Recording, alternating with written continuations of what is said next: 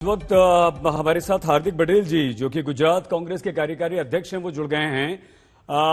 हार्दिक पटेल जी, मुख्यमंत्री बीजेपी ने अपना बदल दिया है और आपने एक ट्वीट करके कहा है कि आरएसएस के सर्वे में कांग्रेस को जीत मिलती हुई दिखाई गई है, इसलिए फैसला किया गया।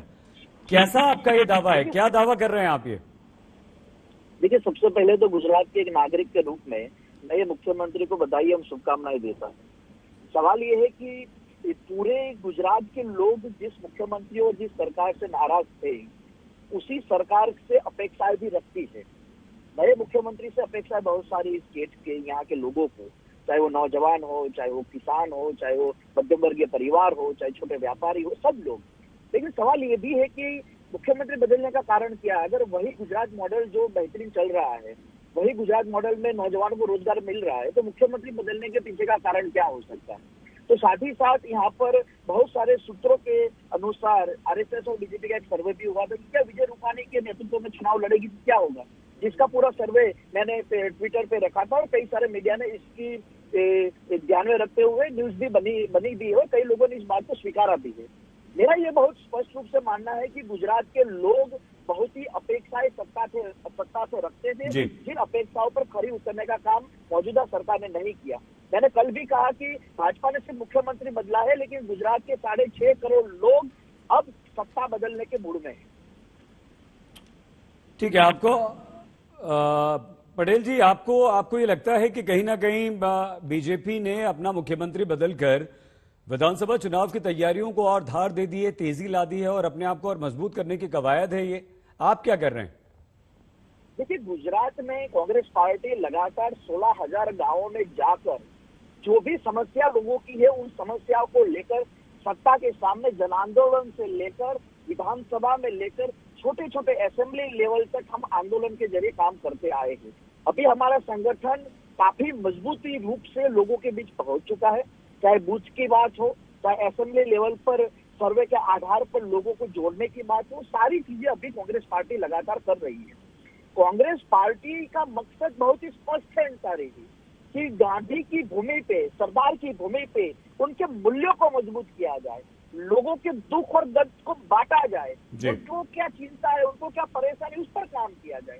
भाजपा ने भले मुख्यमंत्री बदला हो, भाजपा ने भले ही चुनाव की तैयारी कर दी हो, लेकिन इस बार कांग्रेस पार्टी के साथ गुजरात के 6.5 करोड़ लोग भाजपा के सामने चुनाव लड़ने जा रहे हैं।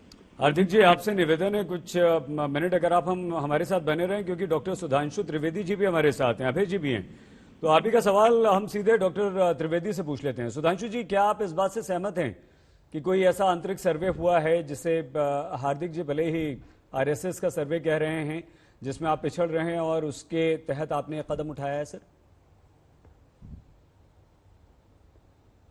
देखिए, बहुत ये विचित्र बात रहती है और आश्चर्यजनक बात रहती है कि अभय जी भी एक किसी सर्वे की बात कर रहे हैं और हार्दिक जी भी किसी सर्वे की बात कर रहे हैं।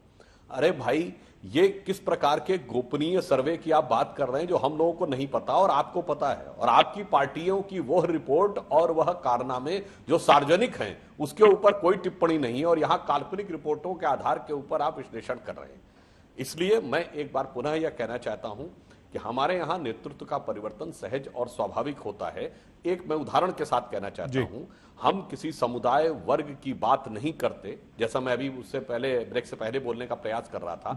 उसका एक उदाहरण देखिए, हमारे पिछले 4 मुख्यमंत्री देखिए, विजय रूपाणी जी, आनंदीबेन पटेल जी, नरेंद्र मोदी जी, सुरेश भाई मेहता जी, चारों लोग अलग अलग समुदाय से। यह इस बात का प्रमाण है कि मोदी जी के नेतृत्व में सबका साथ सबका विकास का जो संकल्प है।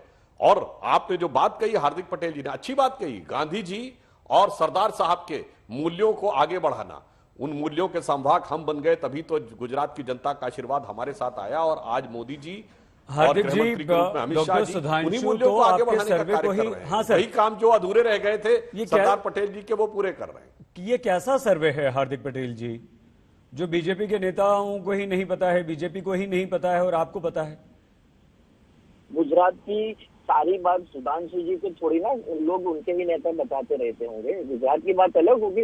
प्रधानमंत्री जी अमित शाह जी गुजरात से आते हैं, तो गुजरात में कोई कदम उठाएंगे तो सुधांशु जी को थोड़ी ना बताते रहेंगे। नहीं, लेकिन ये क्या बात हुई, या फिर उसकी कोई ऑथेंटिसिटी क्या है कि ऐसा सर्वे हुआ है, और आप उनके सर्वे पर जा रहे हैं और आपको लगता है कि मुख्यमंत्री बदल देने से उन्हें फायदा हो जाएगा? भाई आप तमाम चुनाव कोशिशों के एक साल बावजूद पहले जी जिस तरह से मुख्यमंत्री को बदला गया है, ये बात सब लोग जानते हैं कि इस मुख्यमंत्री जी के शासन में यहाँ के लोग परेशान हो गए हैं, दुखी हुए हैं। कोरोना महामारी के दौरान अस्पतालों, जिस गुजरात मॉडल को लेकर नरेंद्र भाई प्रधानमंत्री बने, उस स्टेट के अंदर आपको अस्पताल में जगह ना मिले, लोग ऑक्सीजन की एक बूंद के लिए बेचारे मौत के मुख में चले जाए, जो नौजवान यहाँ पर पढ़ लिख कर भी रोजगारी ना प्राप्त कर सके, ऐसे सवाल जब होते हैं, जब चिंताएं होती, तो स्वाभाविक है मुख्यमंत्री लोग बदलेंगे। और जिस मुख्यमंत्री का नाम दिया है, जो मुख्यमंत्री आज बने, जो नाम घोषित हुआ है, सब लोग जानते हैं कि वो भी दिल्ली से तय किया हुआ नाम है।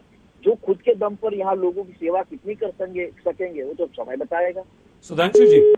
सुधांशु जी, अगर आप मुख्यमंत्री बदलने को सहज प्रक्रिया बताते हैं तो ये कुछ राज्यों में ही क्यों नहीं, तो फिर ये सहज प्रक्रिया क्या उत्तर प्रदेश में भी देखने को मिलेगी?